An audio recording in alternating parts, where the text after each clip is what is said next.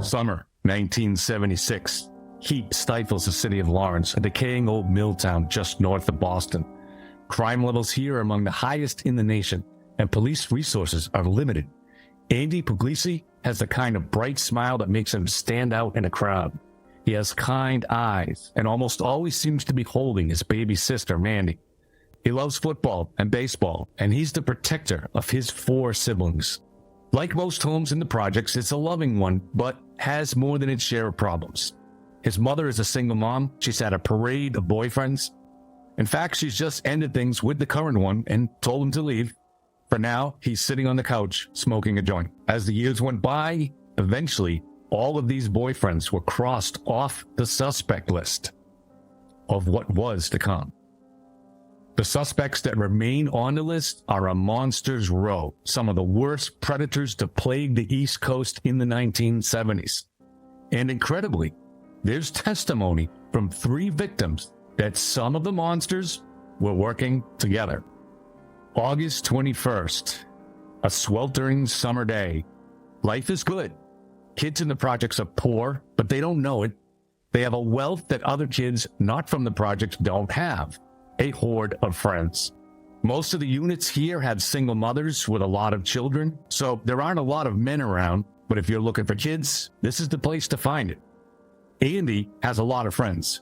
He also has a kind of early sweetheart, Melanie Perkins. This morning, looking forward to seeing all his pals at the state pool right across the street. He throws on a pair of his sister's knee-high socks, since his were all in the dirty pile. He figures he won't need them long anyways. You don't wear socks at the pool. If he feels tension at home, the result of mom's boyfriend getting his walking papers, it doesn't dampen his excitement. There will be hundreds of kids at the pool. They'll be talking about school, which will be starting up again soon. Here and there, the leaves on the trees are already turning yellow, harbingers of impending fall. The Red Sox are in a historic pennant race with the hated Yankees. Kids sneak into the nearby showcase cinemas to see the Bad News Bears. Schoolgirls have crushes on Peter Frampton. Boys have posters in their bedrooms of ABA star Dr. J, famous for something brand new, the slam dunk. Disco dominates the Billboard 100. Artists such as Diana Ross and the Bee Gees. Barry Manilow writes the song that makes the whole world sing. Boys Andy's age discover classic rock on local radio stations such as WAAF out of Worcester. They wear Led Zeppelin t-shirts and burn through cassettes of Aerosmith, the so-called bad boys of Boston. To celebrate the bicentennial, the city is decked out in red, white, and blue. It's a glorious late summer day at the pool. Hundreds of kids splashing in whipping towels, and if they have a spare quarter, ordering from the ice cream trucks. One of the ice cream truck drivers, known to kids all over the city as Jimmy the Jip, flashes a creepy smile, sun reflecting off a golden scissor in his upper row of teeth. Jimmy isn't friendly, but he's a local legend. If you went back to the pool with a snow cone or a Nutty Buddy, kids would say, "How much did Jimmy jip you for?" Even with the splashing in the pool, you could hear the traffic screaming down the interstate just a couple hundred yards away. Sometimes a late summer thunderstorm would roll in from the direction of the towering concrete stadium. The real bangers came from the direction of the mills, though, and you had to hurry home because they could sweep in on the projects fast. Thunder would echo down the valley and off the stadium till it rattled the windows. If Andy's anxious about going home, he doesn't tell anyone, but he's among the last to leave the pool that day. By 4:30, it's almost supper time. The sun still blazes, but the crowd of kids starts to thin. Melanie asks Andy to walk her home. She only lives about 200 yards from the pool, but for some reason, she has an uneasy feeling. She's made the short walk home many times before, but doesn't want to today. Maybe it's her own safety she fears, or maybe some part of her senses the danger Andy's in. Some voice, an instinctual sense which connects us to the timeless whole of our being from birth to death, cries out to stop what's about to happen. But Andy stays. When she last sees him, he's sitting by the pool talking to a couple of friends. That image has haunted her ever since. The storms never come that day, and yet the sense of dread lingers in the air. Sleep is restless and sticky. At 3 a.m., police ring the doorbell to Melanie's apartment. They want to know, have you seen Andy? The stadium projects consists of 2-story duplexes in the shadow of Lawrence Municipal Stadium. The Higgins Memorial State Pool sits across the street. And in 1976, adjacent to the pool was the town dump and its ever-smoking mounds of trash. Right beyond that snaked the interstate. And if your window was open on a warm summer night, you could hear the howl of 18-wheelers devouring pavement. In between the highway and the state pool was the Shawsheen River and a sliver of woods that grew on either side. The Shawsheen River is referenced in the official court documents of the Salem witch trials in 1692 as the place where the devil baptized his minions and made them sign his book. And on August 21st, 1976, around that state pool and within those woods and along that river, monsters lurked, at least 5 of them. And into those woods, Andy disappeared. A maelstrom descended onto the projects over the next 6 days. The National Guard, Green Berets, state police, and hundreds of volunteers. Helicopters thundered overhead. News crews set up their trucks and cameras. All of it terrifying for 9-year-old Melanie Perkins. Police asked her brother to go with them and point out secret places boys might hang out in, such as abandoned cars turned into forts or little shelters in the woods. The river was dragged, basements were searched, along with the smoking piles of the town dump. And then after 6 excruciating days, it all ended. Everything went quiet again, back to normal. Everyone's attention went back to the pennant race between the Sox and the Yankees. Kids got ready to return to school. Parents breathed a sigh of relief, because the Lawrence police held a press conference announcing this. It is our true belief that he's still alive. From the evidence we have, we feel he's being helped and given refuge by somebody, and that this somebody will bring him back to his parents. Phew. Thank God, right? Only none of it was true. There was no evidence Andy was anywhere else. No evidence he was being helped by anyone. No evidence of what happened to him at all. The Lawrence Police Department had simply made it up. Why? Years later, they claimed they were hoping to make his abductors let down their guard. They hoped that turning off the massive public spotlight would help their search proceed unencumbered. This explanation is at best unsatisfying and at worst suspicious. Did they just want the story to go away so they could calm a nervous public?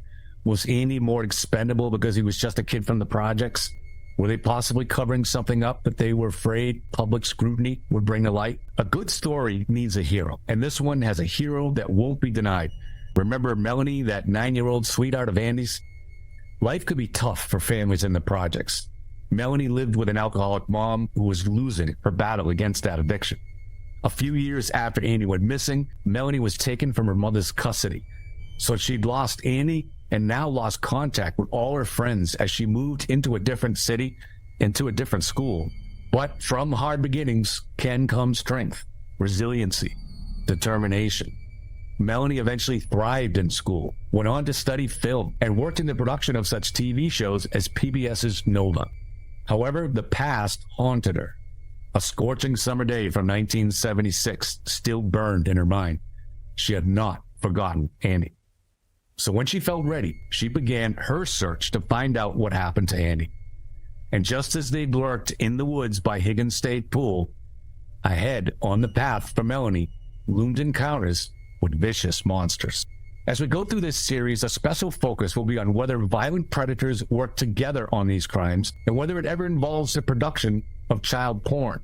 There will be tantalizing and at times compelling evidence, but very little that's conclusive. Probably the reason for that comes down to this. Many predatory crimes where a child is killed go unsolved, and they're probably much more likely to go unsolved if there are accomplices. Accomplices are more likely to have a plan.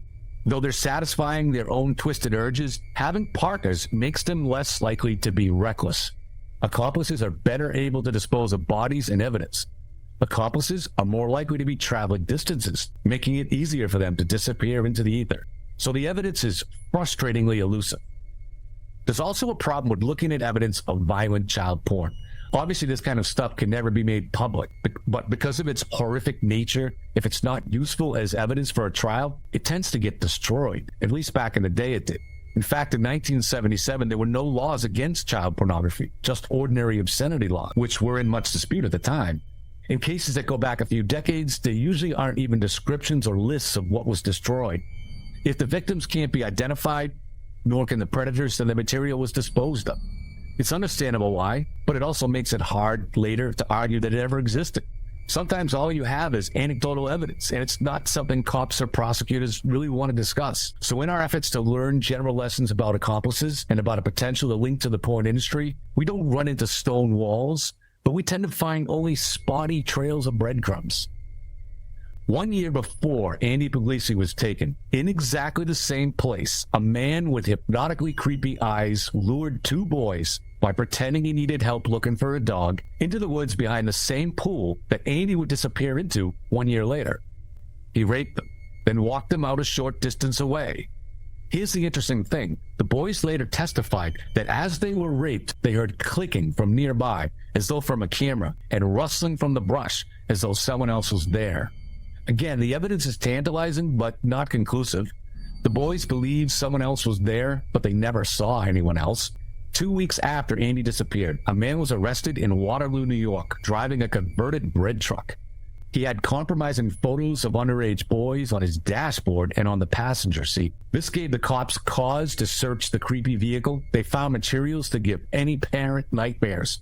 A fake police badge, a starter's pistol, rope, tape, handcuffs, cameras, and rolls of child porn. They also found videos of children Chapman was targeting. And they found a horrific audio tape he'd recorded while following the school bus and fantasizing about what he might do if let loose on that bus. And they found something else. Bloody socks, like those of a schoolgirl. Exactly like the ones Annie put on the morning he disappeared. Those socks would have DNA on them if they could now be tested, but they were missing from the evidence box when Melanie searched it many years later. More evidence disappearing into the mist. Within a short time of his apprehension, his arrest photo reached the Lawrence police, who showed it to the 2 boys who had, the summer before, been lured into the woods behind the pool and raped. The boys quickly identified Chapman. Not surprisingly, he became a suspect in Andy's disappearance. Witnesses not only remembered someone looking like Chapman hanging around the pool that day, but also the next, while hundreds were searching for Andy. Remember the old saying that the killer returns to the scene of the crime. Some witnesses described seeing Chapman on other occasions hanging around the locker room looking at boys. This monster was 6'5" and weighed over 200 pounds, so he stood out. Terrifyingly, witnesses remembered seeing someone like him looking for a dog the day Andy went missing, the same technique he used to lure the boys the year before. An obvious question is why Chapman let those boys go but did not free Andy, if indeed he was Andy's abductor.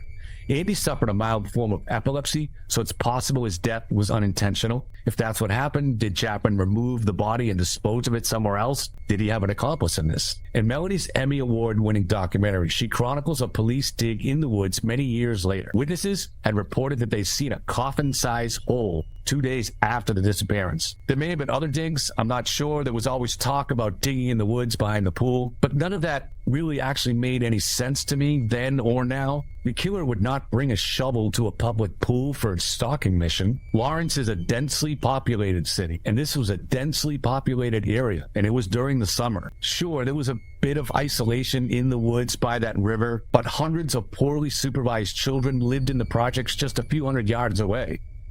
Every minute a killer lingered in those woods with a dead body was very risky.